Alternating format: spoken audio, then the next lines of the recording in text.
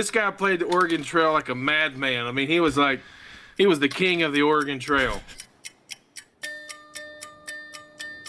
Hey guys, and welcome to the third episode of Borrow a Dollar podcast. I'm your host, Evan, and joining me shortly is my co-host and lifelong friend, Torin. Join in and listen as we talk about homesteading. Evan, what do you know about homesteading? Well, I've watched a few of these videos that seem like they're on YouTube every time I get on there, and it's people starting from scratch, and I ask myself, what is this and why am I so amused and into watching this? I'm captivated by this idea of starting from scratch. Well, I live in town. I know that you live out in the country, but I live in town, and so it's like everything is already preset for me. It's intriguing, and not only that, being the whole term off-grid, it's being self-sufficient. It is relying on yourself, your family, the people you know to survive in some aspects. Yeah, these people they're trying to prove something to themselves. They can step away from do it. Yeah, can you do it? And I think that's what intrigues me about it is watching people that you don't think could accomplish it, and then they do, and then you think a lot about yourself, like, would I be able to do that? I agree. There's a particular channel that I've been really following. He bought some land. He rented equipment. He wasn't, out there with an axe and a mule. He used modern technology and his own footer. He poured his own concrete. He did his own plumbing. He did, from start to scratch. Now his house is as modern as mine. He has electricity. He has a working oven, a microwave, TV, internet. That to me is kind of what it reminds me of. But if I was born back in the old Western days, would I be one of those people that headed west and said, I'm going to go out there and just stake me off some ground and clear some trees and stack them up and put a roof on top and, cake mud in the joints, and that's where I'm going to raise a family? That to me is kind of what it reminds me of. It's like that old game we used to play when we were in elementary school, the what was it, wagon wheel, or yes, I can't remember what the name of that was now, but it was, it's like that was I'm watching people do that now, and it's entertaining. So we've almost come full circle. We're playing the games that we played as childs in our lives now. 30 years later, these people are probably around our age, and they're just like, I'm going to play this game in real life. The Oregon Trail, that's what it was called. This guy played the Oregon Trail like a madman. I mean, he was the king of the Oregon Trail.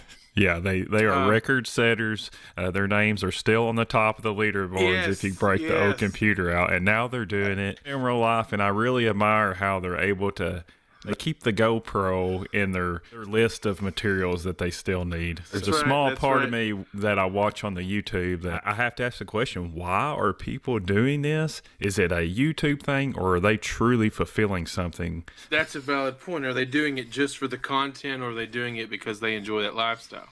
I mean, it's easy to say, I would do this if the camera wasn't on. And maybe some of them are. I'm not criticizing. I don't know their backstories, but I'm sure there are some people that are doing it. There's a few videos out there of a guy that literally goes out in the woods in a pair of shorts and makes his own axe, and then chops down trees and forms mud and makes bricks and does every single thing. And I'm sure he enjoys doing that, but he's not living in that thing. He's doing it for the content. These other people they're living in this thing, man. I mean, it's a house, which, like I said, it's as modern as we are. They just went about it in a totally different way. I've always wanted to meet one of these people, like shake their hand, feel the calluses on their hand. Yeah, I can absolutely see the guy who goes out and makes everything for himself out of scratch, and he goes into the woods, and he just proves that, you can still do it by hand. Right, so, right. I'm from a town that I have a heritage that goes back to settling here. So I could only imagine the feeling of rolling over that hill and saying, this is where we're going to start. Here's a creek. This spot. Here's a creek, and here's some trees.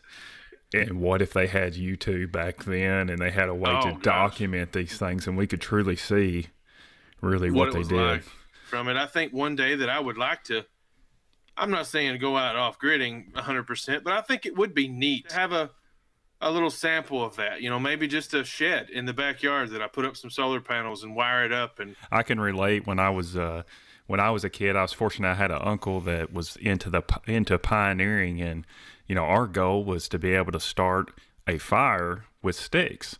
And we were very fortunate that he helped us produce the sticks to create a friction fire, and we tried for weeks and weeks and weeks. And I can't help but adapt that to maybe what a desire for someone now to create their own electricity to run maybe their own whatever electrical device that they are relying on today. So we were relying on the fire, your water, your shelter was what we thought of as survival back when we were have-tos. Yeah, when I was 7, 8, 9, 10 years old and starting to learn about life. And now these kids and these young YouTubers are looking at survival is, can I create some electricity to run my iPad or charge my GoPro so I can produce videos off grid. It kind of comes full circle, but I can't help but think that I can't help but look at it in that light and kind of laugh about maybe that's what they're trying to do. Because 30 years ago, building a fire was as entertaining to me as my son and daughter are playing on their iPad.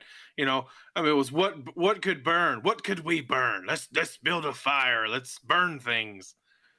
Not that I'm a pyromaniac or anything, but it was what you did back then. On our little dead end road, all the neighborhood kids trying to start that fire was the 1 million view YouTube video, and everybody was there watching that watching that live attempt, and it infiltrated us and changed our life.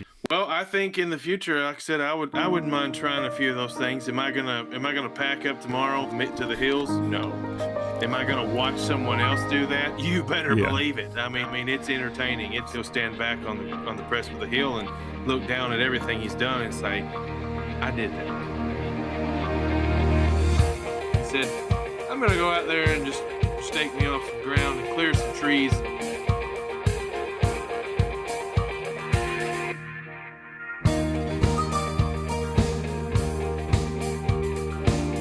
I want to play this game in real life.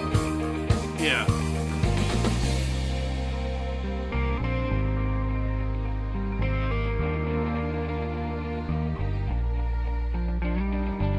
That's, they're on their own.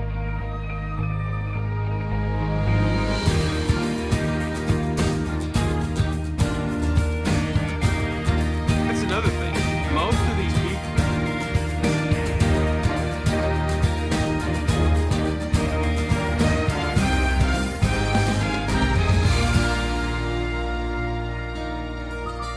I think that's what intrigues me about it.